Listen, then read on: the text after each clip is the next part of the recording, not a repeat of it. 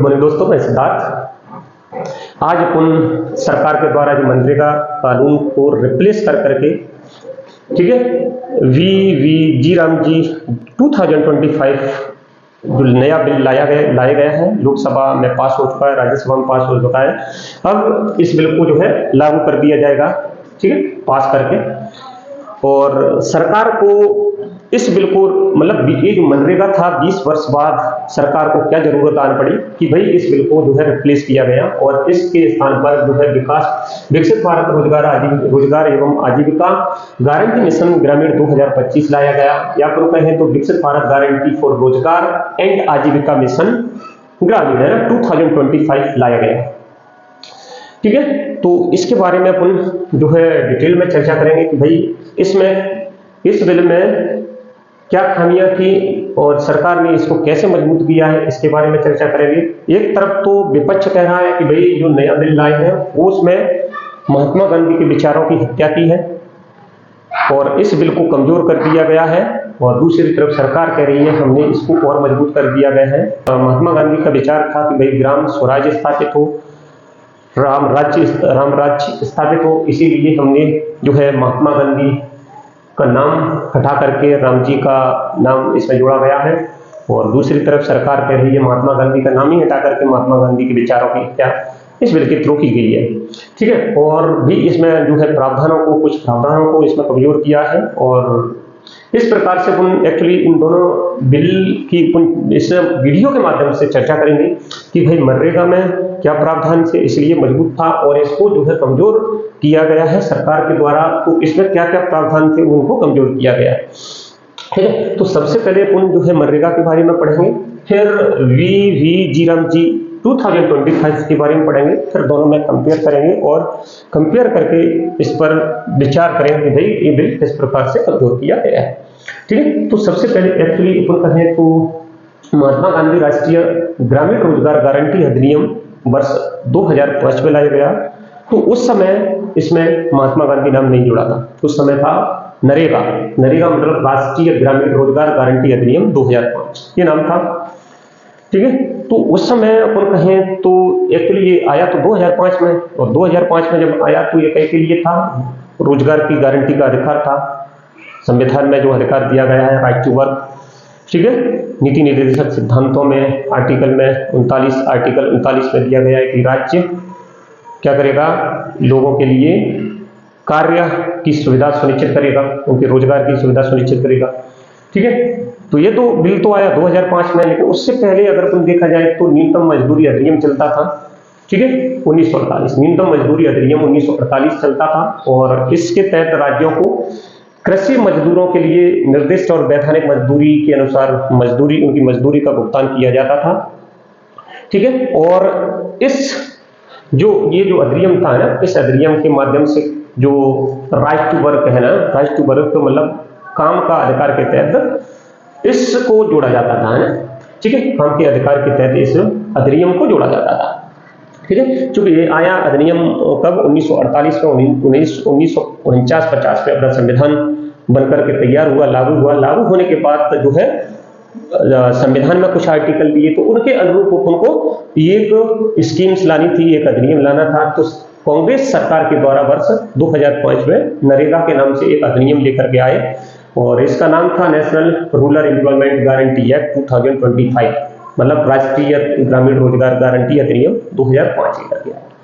उस समय ये लाए थे, तो उस समय गांव को सशक्त करने के लिए, गांव में जो है आर्थिक समावेशन करने के लिए उस बिल को लेकर के आए थे, ठीक है। इस बिल के द्वारा जो है ग्रामीण अर्थव्यवस्था को मजबूत करना था, तो इसके लिए ये बिल लेकर के आए थे, ठीक है। इस बिल के जो जनक थे उस समय अगर तुम देखा जाए तो एक अर्थशास्त्री होते थे ज्ञानरेज, ठीक है। ज्ञानरेज एक क्या थे, अर्थशास्त्री थे और सामाजिक कार्यकर्ता थे, मतलब अभी भी है, अर्थशास्त्री और सामाजिक कार्यकर्ता हैं। ये बेल्जियम में इनका जन्म हुआ, और अभी तुम देखें तो ये दिल्ली स्कूल ऑफ इकोनॉमिक्स में मानद प्रोफेसर हैं, रांची यूनिवर्सिटी में ये विजिटिंग प्रोफेसर के तौर पर काम कर रहे हैं। इन्होंने गरीबी, भुखमरी, सामाजिक असमानता, लैंगिक असमानता, सार्वजनिक मुद्दों पर गहनता से शोधों के लिए इनके लिए जाना जाता है, ठीक है। तो इनका कहना था कि ये जो बिल आया था, ऐसा नहीं है कि महीना 2 महीने में ये बनकर तैयार हुआ, इसे लगभग 1 साल लग गई इसे बनाने में। उस समय जन आंदोलनों के द्वारा एक प्रस्ताव तैयार किया जाता है। वो किसने किया? ज्ञानदृष्टि जी इस प्रस्ताव को तैयार किया ना। तो जो अर्थशास्त्री ज्ञानदृष्टि थे ना, उन्होंने इस प्रस्ताव को जन आंदोलनों के माध्यम से बनाया, ठीक है। बना करके जब ये 1 जुलाई 2004 में इसको नेशनल एडवाइजरी काउंसिल के पास भेजा, इसमें इसको एनएसी ने इसको संशोधित किया, मॉडिफाई किया, ठीक है। मॉडिफाई करने के बाद ये अगस्त 2004 में सरकार के पास भेजा, पीएमओ के पास भेजा, ग्रामीण मंत्रालय जो ग्रामीण विकास मंत्रालय के पास भेज कर वहां पर इसके बिल पर जो है विचार विमर्श किया जाता है और 31 दिसंबर 2004 को इसको पार्लियामेंट मतलब संसद में पेश किया जाता है। पेश करने के बाद इस पर चर्चा होती है। चर्चा होने के बाद कमेटी बनती है, स्टैंडिंग कमेटी, स्थायी कमेटी होती है, स्थायी समिति होती है। और ये संसदीय समितियों में से एक है, जिसमें अगर कोई कहे तो इसमें पक्ष और सरकार की तरफ से है ना, इसमें सदस्य होते हैं। मतलब ये संसदीय समिति में लोकसभा राज्यसभा के इसमें के सदस्यों से मिलकर ये समिति बनी होती है, ठीक है।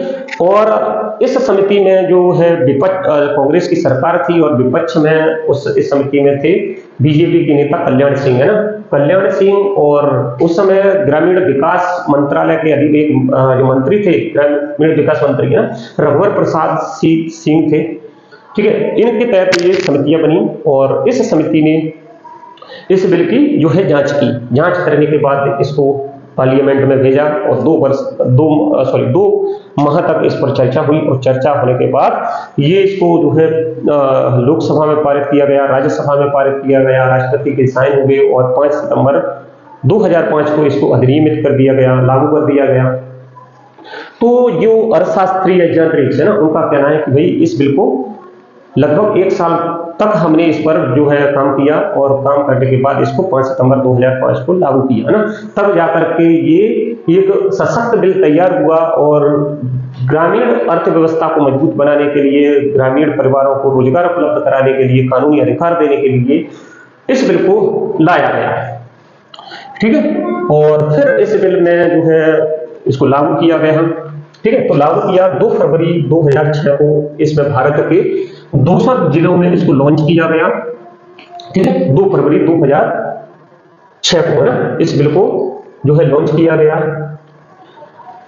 जब इसको लॉन्च किया तो उस समय 200 जिलों में लॉन्च किया गया और उसके बाद वर्ष 2007 और 8 में इसको 130 जिलों में इसको विस्तारित कर दिया गया, ठीक है। 1 अप्रैल 2008 में इसको अंततः भारत के सभी जिलों में 593 जिलों में इसको अंततः लागू कर दिया गया और इस प्रकार से यह बिल 1 अप्रैल 2008 में संपूर्ण भारत में इसको लागू कर दिया गया, ठीक है। फिर इसमें फिर से बदलाव किया गया कि भाई ये बिल है ग्रामीण अर्थव्यवस्था के लिए है और ग्रामीण अर्थव्यवस्था मतलब महात्मा गांधी के जो ग्राम स्वराज स्थापना करने का जो उनका विचार था, उस विचार से ये प्रेरित है ये स्कीम्स, ठीक है। तो जो उस उनके विचार से प्रेरित है, इसीलिए इस पर 2 अक्टूबर 2009 को महात्मा गांधी का नाम जोड़ दिया गया और इस प्रकार से यह जो नरेगा था तो मनरेगा बन गया ना। मनरेगा मतलब महात्मा गांधी राष्ट्रीय ग्रामीण रोजगार गारंटी अधिनियम 2005, ठीक है। महात्मा गांधी नेशनल रूरल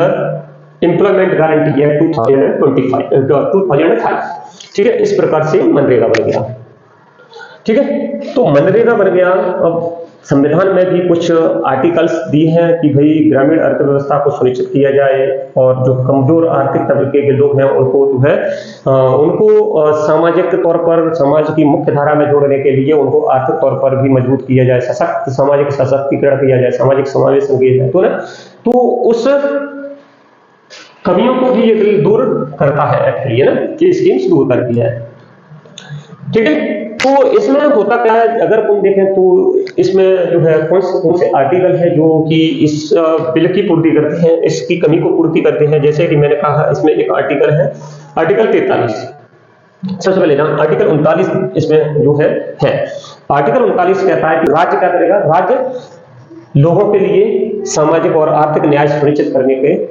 निर्देशों को पालन करेगा। ठीक है, ये राज्य के नीति निर्देशक सिद्धांत जो भाग 4 में दिए हैं, और उसमें आर्टिकल 39 दिया है। आर्टिकल 39 कहता है कि भाई राज्य सामाजिक और आर्थिक न्याय को सुनिश्चित करने का काम करेगा। ठीक है, इस प्रकार है ना, इस प्रकार ये राज्य करेगा, और इस प्रकार यह आर्टिकल इस स्कीम से जुड़ा हुआ है। दूसरा, ये मतलब राज्य को एक ऐसे सामाजिक और आर्थिक ढांचे की और मार्गदर्शन, मतलब मार्गदर्शन करता है जहां सभी नागरिकों को बुनियादी जरूरतों और उचित काम सुरक्षा मिले, और ये आर्टिकल इसके लिए कहता है। ठीक है, इसी प्रकार इसमें जो आर्टिकल, इसी प्रकार इसमें जो आर्टिकल 43 है, 43 कहता है कि भाई राज्य कामकाज के लिए काम निर्वाह मजदूरी का उपलब्ध कराएगा। इसी प्रकार 40 में देखा जाए तो 40 में भी ये कहता है कि भाई जो है ग्राम पंचायतों का गठन किया जाएगा। तो ग्राम पंचायत कैसे संबंधित है? गांव से संबंधित है, गांव की अर्थव्यवस्था गांव के काम से संबंधित है ना। गांव को सशक्तिकरण, आर्थिक तौर पर सशक्तिकरण है ना, आर्थिक न्याय दिलाने के लिए जो है ग्राम पंचायतें जिम्मेदार होती है ना, इसीलिए ग्राम पंचायतों का गठन करेगा। तो इसी प्रकार आर्टिकल 40 भी इस स्कीम के तौर पर इसमें जो है जुड़ा हुआ है। ठीक है, इसी प्रकार अब अपन इसमें आर्टिकल 47 भी है। 47 क्या है? राज्य पोषण स्तर और जीवन स्तर को ऊपर उठाने के लिए सामाजिक व्यवस्था बनाने का प्रयास करेगा। ठीक है, सामाजिक व्यवस्था में मतलब सुधार करेगा। आर्टिकल 47 कहता है कि राज्य पोषण स्तर और जीवन स्तर को ऊपर उठाने के लिए सामाजिक व्यवस्था को में सुधार करेगा, है ना। इस प्रकार से ये आर्टिकल 40, आर्टिकल 43, आर्टिकल 39, आर्टिकल 47 ये सब कैसे जो नरेगा मनरेगा स्कीम्स है उससे जुड़े हुए हैं। और इन आर्टिकलों को देखते ही महात्मा गांधी राष्ट्रीय ग्रामीण रोजगार गारंटी अधिनियम एक्ट 2005 में लाए, और इस प्रकार से ये गांव को सशक्त बना रहा है, ग्रामीण अर्थव्यवस्था को मजबूत कर रहा है। ठीक है, इसमें कुछ क्या प्रावधान थे? तो इसमें प्रावधान थे, एक तो रोजगार की गारंटी थी। ठीक है, रोजगार की गारंटी मतलब रोजगार का अधिकार था इसमें। ठीक है, रोजगार की गारंटी का अधिकार सरकार के द्वारा दिया गया। ठीक है, इसमें कहा गया कि भाई प्रत्येक ग्रामीण परिवार जो वयस्क सदस्य है, प्रत्येक ग्रामीण परिवार में वयस्क सदस्य हैं, उनको रोजगार की गारंटी है ना, अकुशल रोजगार की गारंटी इस अधिनियम के माध्यम से सुनिश्चित की गई है ना। और ये रोजगार कितने 100 दिन का रोजगार था। ठीक है, 100 दिन कार्य दिवस का ये रोजगार उपलब्ध कराने का अधिकार था। और अपना जैसे वो आवास है, आवास से 5 किलोमीटर दूर तक 100 दिन तक का रोजगार उपलब्ध कराने का अधिकार की गारंटी इस अधिनियम में दी गई। ठीक है, दूसरा सामाजिक सुरक्षा इसमें सुनिश्चित की गई। तो सामाजिक सुरक्षा या फिर सामाजिक समावेशन, सामाजिक सशक्तिकरण इस अधिनियम के माध्यम से किया गया, जिसमें गरीब, आर्थिक रूप से कमजोर हो गए, या फिर अपन कहें तो SC ST वर्ग के लोग हो गए, या महिलाएं हो गई, महिलाओं को सशक्तिकरण करने के लिए, उनको जो है मजदूरी में प्राथमिकता देने के लिए, उनको सशक्त बनाने के लिए, उनको समाज की मुख्य धारा में जोड़ने के लिए ये अधिनियम में प्रावधान दिए गए। इसमें 33% महिलाओं को प्राथमिकता दी जाती है इस अधिनियम के तहत। ग्रामीण जो अवसंरचना है, जो आधारभूत ढांचा है, उसको मजबूत करने के लिए भी ये था प्रावधान थे। और इसमें जो है इसमें बहुत कहें तो बहुत सारे ऐसे प्रावधान थे जो ग्रामीण अर्थव्यवस्था को मजबूत करने के लिए थे, लेकिन अपन विशेष तौर पर उनको डिस्कस कर रहे हैं जो इनमें विवादित मुद्दे हैं, मतलब इसमें बदलाव किया गया है और सरकार ने क्या बदलाव किया है उस तरीके से पूरे इसमें जानने का प्रयास कर रहे हैं। ठीक, तो इस प्रकार से ये मनरेगा कानून वर्ष 2005 में लेके आए। अब इसको जो है सरकार का मानना है कि भाई इसको और मजबूत कर रहे हैं। मजबूत क्यों कर रहे हैं? सरकार का कहना है कि हाल ही के वर्षों में इस कानून में कई समस्याएं उत्पन्न हुई, और जिनकी वजह से इस कानून में बदलाव की जरूरत पड़ी, और जिसमें सरकार ने कहा कि भाई वर्ष 2024 और 25 में राज्यों में कुल 193.67 करोड़ रुपए का गबन हो चुका है। ठीक है, तो 2025-26 में राज्यों की मॉनिटरिंग से पता चलता है कि भाई या तो काम हुआ ही नहीं है, या फिर काम हुआ है तो इसके खर्च के हिसाब से नहीं हुआ है ना, ऐसा ये सरकार कह रही है। जांच के बाद पता चलता है कि जहां मजदूरों की जरूरत थी वहां पर मशीनों का इस्तेमाल किया गया, और इस प्रकार से ये जो हाजिरी को बड़े पैमाने पर नजरअंदाज कर दिया गया है। और इसी को ध्यान में रखते हुए जो है सरकार 20 वर्ष बाद जो है मनरेगा के स्थान पर जी राम जी 2025 लेकर के आई है। ठीक है, अब अपन इस जी राम जी 2025 में ऐसा क्या है इसके बारे में अपन चर्चा करेंगे। इसका नाम है विकसित भारत ग्रामीण रोजगार एंड आजीविका मिशन ग्रामीण 2025, यानी विकसित भारत रोजगार एवं आजीविका गारंटी मिशन ग्रामीण 2025 इसका नाम। ठीक है, इसमें क्या है, इसमें क्या प्रावधान है, इसमें भी जैसे इसमें कहा गया उसी प्रकार से इसमें भी गारंटी, रोजगार की गारंटी इसमें भी दी गई है। प्रत्येक ग्रामीण परिवार के वयस्क सदस्य को प्रत्येक वित्तीय वर्ष में अकुशल शारीरिक श्रम के लिए रोजगार की गारंटी 100 दिन से बढ़ाकर के 125 दिन तक कर दी गई है।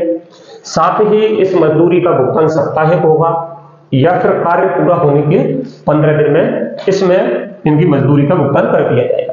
और यदि कोई व्यक्ति आवेदन जमा करने के 15 दिन के भीतर उसको काम उपलब्ध नहीं कराया जाता है तो बेरोजगारी भत्ते का इसमें प्रावधान किया गया है। ठीक है, प्रावधान उसमें भी था, अभी कंपेयर करेंगे। ठीक है, इसी प्रकार इसमें कहा गया है कि कुछ लक्ष्य भी रखे गए कि बोले राज्य सरकारें चरम कृषि मौसम यानी फसल की बुआई और कटाई का जो मौसम के दौरान है ना, कृषि श्रमिकों की उपलब्धता सुनिश्चित करने के लिए इस योजना को अधिकतम 60 दिनों की अवधि हेतु निलंबित किया जा सकता है। माना यानी कटाई और बुआई के समय है ना, जब कृषि का चरम समय होता है तो उस समय कृषि मजदूरों की उपलब्धता नहीं होती है, तो इस उपलब्धता को सुनिश्चित करने के लिए उन्होंने कहा कि भाई इसको अधिकतम 60 दिनों की अवधि के लिए निलंबित किया जा सकता है। ठीक है, इस प्रकार से कृषि मजदूरों की उपलब्धता सुनिश्चित करने के लिए इस प्रावधान को इसमें जोड़ा गया है। दूसरा, इसमें कहा गया है कि भाई स्थायी समिति का निर्माण होगा, स्थायी संपत्ति का निर्माण होगा। स्थायी संपत्ति मतलब आधारभूत अवसंरचना ना, ग्रामीण आधारभूत अवसंरचना का इसमें निर्माण किया जाएगा, इसमें हिताई। ठीक है, तो ये किसमें, ये प्राथमिकता वाले 4 विषयों पर ध्यान दिया जाएगा, जिसमें जल सुरक्षा हो गई, जल सुरक्षा को कहें तो तालाब हो गए, जलाशय हो गए, नदी नालियां हो गई। ठीक है, दूसरा मुख्य ग्रामीण अवसंरचना सड़क हो गए।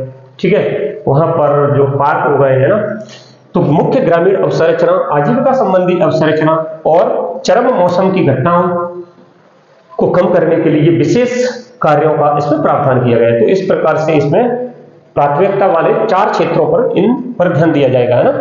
इसी प्रकार इसमें नियोजन संरचना को भी ध्यान में रखा गया है कि भाई ग्रामीण पंचायत क्या करेगी, ग्राम पंचायतों द्वारा तैयार की गई विकसित ग्राम पंचायत योजनाएं को पीएम गति शक्ति के साथ एकीकृत कर दिया जाएगा। ठीक है, मतलब ग्राम पंचायतों के द्वारा जो योजना तैयार की जाएंगी ना, विकसित ग्राम पंचायत योजना, उनको पीएम गति शक्ति के साथ एकीकृत कर दिया जाएगा ना। राष्ट्रीय स्तर पर समन्वित ग्रामीण अवसंरचना योजनाओं का निर्माण के लिए इन विकसित ग्राम पंचायत योजनाओं को विकसित भारत राष्ट्रीय ग्रामीण अवसंरचना स्टेप मतलब VBNRIS के माध्यम से संकलित किया जाएगा। मतलब इसमें कहा गया है कि भाई जो ग्राम स्तर पर जो योजनाएं बनेंगी और योजनाओं को एकीकृत राष्ट्र स्तर पर किया जाएगा, और राष्ट्र स्तर पर किया जाएगा तो राष्ट्र क्या करेगा, फंड या वित्त का उनके लिए जो है आवंटन करेगा। ठीक है, इसी प्रकार इसमें मतलब जो ग्राम पंचायत है ना, ग्राम पंचायत है उनके विकास के स्तर के आधार पर है ना कि भाई किस ग्राम पंचायत ने कितना विकास किया है, तो उनके विकास स्तर के आधार पर प्रत्येक ग्राम पंचायत को ग्रेडिंग की सुविधा सुनिश्चित होगी, मतलब ग्रेडिंग दी जाएगी। ठीक है, इसमें क्षेत्रीय असमानता को कम करने के लिए जहां पर कोई ग्राम पंचायत अगर निम्न प्रदर्शन कर रही है तो उसको अधिक धन का आवंटन किया जाएगा, जिससे वो ठीक है, जिससे वो क्षेत्रीय असमानता को दूर करने के लिए इसमें प्रावधान है, मतलब जिससे वो क्षेत्रीय असमानता को दूर किया जाए, जो उसके द्वारा क्षेत्रीय असमानता को दूर किया जा सकता है। ठीक है, इस प्रकार से इसमें प्रावधान थी। अब इसमें इसका निरीक्षण कौन करेगा, तो संस्थागत निरीक्षण संस्थाएं हैं, जिसमें यहाँ पर निरीक्षण के लिए कुछ संस्थाएं बनेगी। तो संस्थागत निरीक्षण में हम कहें तो केंद्रीय ग्रामीण रोजगार गारंटी परिषदें बनेगी, राज्य ग्रामीण रोजगार गारंटी परिषदें बनेगी, और ये परिषदें इस योजना के कार्यान्वयन की समीक्षा करेंगी, निगरानी परामर्श देने का काम करेंगी। ठीक है। इसके लिए क्या करेंगे, एक समितियों का भी निर्माण किया जाएगा, राष्ट्रीय स्तर पर राष्ट्र स्तरीय संचालन समिति बनेगी, राज्य स्तर पर राज्य स्तरीय संचालन समिति बनेगी, और ये समितियां क्या करेंगी, ये समितियां वित्तीय आवंटन मंत्रालय के बीच समन्वय और रणनीतिक निरीक्षण और सिफारिशें देने का काम करेंगी इसको परिषदों को, ठीक है। अब इससे होगा क्या, अब इससे ये होगा कि भाई पारदर्शिता, जवाबदेहिता तय होगी। स्कीम्स की इन परिषदों और इन संचालन समितियों के माध्यम से क्या करा जाएगा, उनकी पारदर्शिता तय की जाएगी, जवाबदेही तय की जाएगी, उनकी निगरानी की जाएगी, ठीक है। निगरानी के माध्यम से जैसे इस योजना में, इस स्कीम्स में डिजिटलीकरण पर विशेष तौर पर ध्यान दिया जाएगा, मतलब इसमें जो है हाजिरी लगेगी वो, उसके लिए बायोमेट्रिक प्रणाली अपनाई जाएगी, ठीक है। तो इस पर क्या दिया जाएगा, डिजिटलीकरण पर ध्यान दिया जाएगा, जैसे बायोमेट्रिक प्रमाणीकरण, ठीक है। Geo tagging, digitals MIS dashboard बनेगा, साप्ताहिक सार्वजनिक हाजिरियों से इनके खुलासे होंगे, AI सक्षम एनालिटिक्स आदि। ग्राम सभा के द्वारा इसका सोशल अंकेक्षण होगा, मतलब सामाजिक अंकेक्षण, सामाजिक लेखा परीक्षा की जाएगा, सोशल ऑडिट ग्राम सभा के द्वारा की जाएगी, ठीक है। और इस प्रकार से इसमें पारदर्शिता और जवाबदेहिता तय होगी, ठीक है। अगर किसी को शिकायत करने जाना होगा तो शिकायत के लिए ब्लॉक स्तर, जिला स्तर पर शिकायतों के निवारण के लिए बहुस्तरीय व्यवस्था अपन कहें, जिला स्तर पर एक लोकपाल की नियुक्ति होगी और इसके माध्यम से शिकायतों का निवारण किया जाएगा इस योजना के लिए। वित्त का निर्धारण कैसे होगा, इसमें सबसे विवादित पॉइंट यही है, वित्त का निर्धारण कैसे होगा ना। तो वित्त का निर्धारण कैसे होगा, नया वित्त पोषण पैटर्न इसमें भी चेंज कर दिया गया है। यह योजना केंद्र प्रायोजित होगी, पहले तो है ना, केंद्र प्रायोजित मतलब सेंट्रल स्पॉन्सर्ड स्कीम के रूप में ये लागू की जाएगी। इसमें केंद्रों और राज्यों या फिर संघ राज्य क्षेत्रों के बीच में जो हिस्सेदारी होगी ना वित्त की, वो इस प्रकार से होगी, जैसे कि कहा कि भाई पूर्वोत्तर राज्य हो गए, हिमालयी राज्य, पूर्वोत्तर राज्यों में हिमालयी राज्यों जैसे उत्तराखंड हिमालय हो गया, संघ राज्य क्षेत्रों में जम्मू कश्मीर हो गया, इनके लिए जो है वित्त का पोषण 90:10 का प्रावधान किया गया है, मतलब 90% केंद्र सरकार के द्वारा वित्त पोषण किया जाएगा और 10% राज्यों के द्वारा वित्त पोषण किया जाएगा, ठीक है। इसी प्रकार को कहे तो जो अन्य सभी राज्यों में ना, इनको छोड़ करके ना, पूर्वोत्तर राज्य हो गए, हिमालय राज्य छोड़ करके अन्य सभी राज्यों में, संघ शासित क्षेत्रों में जहां पर विधानसभाएं हैं, उनमें जो है 60:40 के अनुपात में जो है वित्त का पोषण किया जाएगा, मतलब 60% केंद्र सरकार और 40% राज्य सरकार वित्त पोषण का वहन करेगी, ठीक है। इसी प्रकार कहीं ऐसे केंद्र शासित प्रदेश है जहां पर विधानसभाएं नहीं है, तो विधानसभाएं नहीं है तो ऐसे राज्यों में 100% तक वित्त का वहन कौन करेगा, केंद्र सरकार के द्वारा किया जाएगा वित्त पोषण, है ना, ठीक है। इस प्रकार से इसमें जो है विकसित भारत गारंटी फॉर रोजगार एंड आजीविका मिशन ग्रामीण 2025 में प्रावधान किए गए, है ना, ठीक है। इस प्रकार सरकार का कहना है कि भाई ये प्रावधानों में बदलाव करके हमने इस योजना को और मजबूत कर दिया है, मजबूत कर दिया है ना। इसमें और सरकार का ये भी कहना है कि भाई इसमें यह कानून रोजगार को केवल मजदूरी तक सीमित न रखकर ग्रामीण बुनियादी ढांचे या फिर आजीविका सृजन, जलवायु अनुकूलन से भी जोड़ता है, ताकि सरकार का कहना है कि भाई यह कानून रोजगार को केवल मजदूरी तक सीमित न रख करके उसे ग्रामीण बुनियादी ढांचे, आजीविका सृजन और जलवायु अनुकूलन से भी जोड़ना है, ताकि ये विकसित भारत एट द रेट 2047 का जो राष्ट्रीय विजन है ना, उसके अनुरूप इस बिल को जो है बनाया गया है।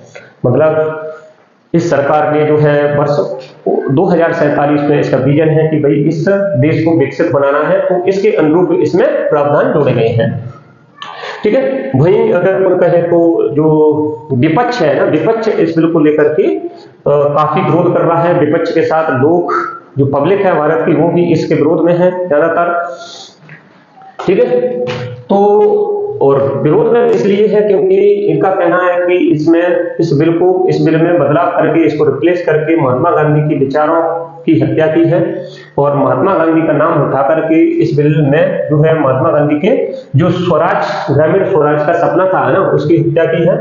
ये विपक्ष का कहना है ना, और सही भी है, राष्ट्रपिता ये सही भी है ना, ठीक है, क्योंकि जो बीजेपी के पास ऐसा कोई नाम नहीं था इनसे मजबूत कि वो इसमें जोड़ सके, है ना, इसीलिए इन्होंने भगवान राम का नाम का प्रयोग किया, और भगवान राम से जो है जनता इतनी भोली भाली है कि इनका विरोध नहीं कर सकेंगी, ठीक है, तो इसीलिए इन्होंने ऐसा मतलब दाव खेला है कि भाई राम जी मतलब वी जी राम जी लेकर के आए ना, और इसमें भी इन्होंने इतना बदलाव किया है कि कहीं पर हिंदी कहीं पर इंग्लिश जोड़ करके जी राम जी इस बिल को बना दिया, ठीक है, तो इस प्रकार से इनमें जो है बदलाव किया गया है ना। अब इसमें अपन जो है आगे आने वाले वीडियो में इन दोनों बिलों की जो है अपन जो कंपेयर मतलब तुलना करेंगे कि भाई इसमें क्या बदलाव किया है जिससे जो है विपक्ष विरोध कर रहा है, जनता विरोध कर रही है, और ये कह रहे हैं कि क्या क्या बदलाव किया है जिससे यह बिल और मजबूत हो रहा है ना। इस पर चर्चा करेंगे नेक्स्ट वीडियो में।